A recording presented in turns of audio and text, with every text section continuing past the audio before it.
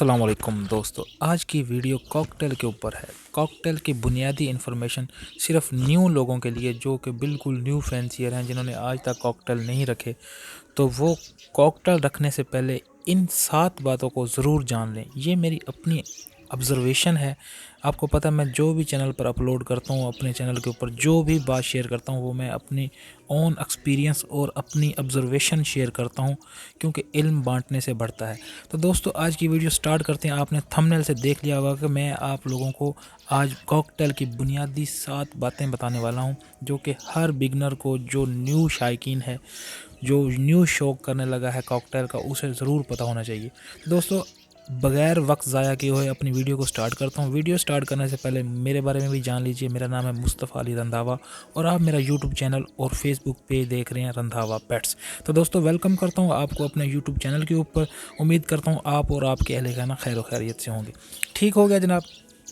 दोस्तों, सबसे पहले अगर आप कॉकटेल के बारे में कुछ भी नहीं जानते, तो सबसे पहले आपने जानना है कि पहला पॉइंट कि कौन सी मोटेशन से शुरू करना चाहिए आपको।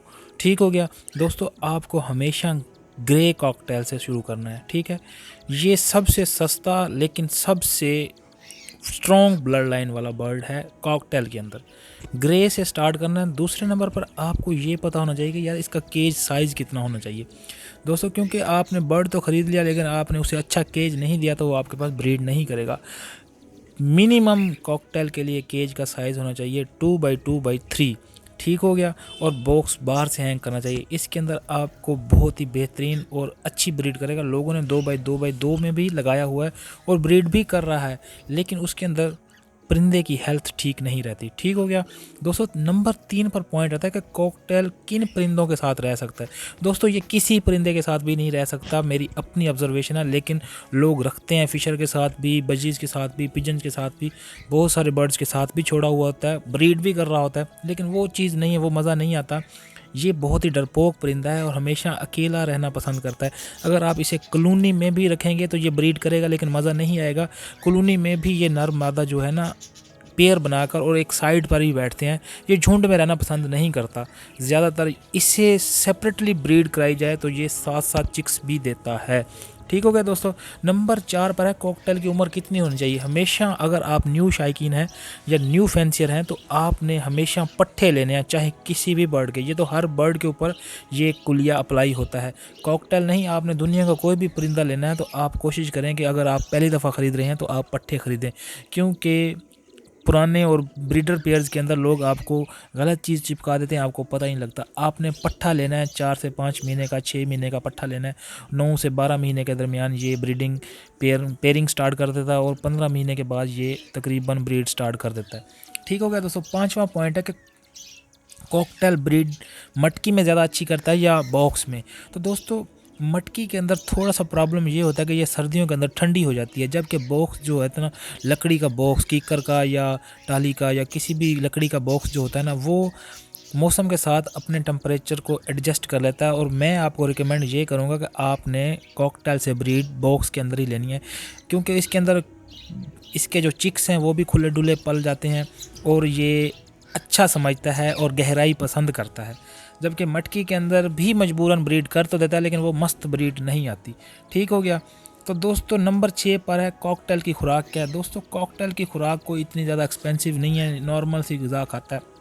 सूरजमुखी का बीज और कनेरी सीड इसकी फेवरेट ग़िज़ा है। उसके अलावा ये जो है ना, कनेरी सीड, भंग के बीज, मोटी कंगनी, बरीक कंगनी, लाल कंगनी वगैरह, ये मिक्स सीड आप किसी भी दुकान से जाकर ले सकते हैं। कॉकटेल की मिक्स सीड आपको इजीली अवेलेबल होगी, लेकिन सॉफ्ट फूड आपने इसे ज़रूर डालना है। सॉफ्ट फूड के बगैर भी इसका गुजारा नहीं है। सॉफ्ट फूड तो हर परिंदे को डालना चाहिए, लेकिन कॉकटेल बहुत शौक़ से सॉफ्ट फूड खाता है। और नंबर 7 पर कॉकटेल में मेल और फीमेल का कैसे कंफर्म किया जाए, जेंडर कैसे कंफर्म होती है। दोस्तों, जेंडर कंफर्म करने के लिए ऑलरेडी मैंने वीडियो भी एक तफसीलन बना रखी है, अपने यूट्यूब चैनल के ऊपर डाल रखी है।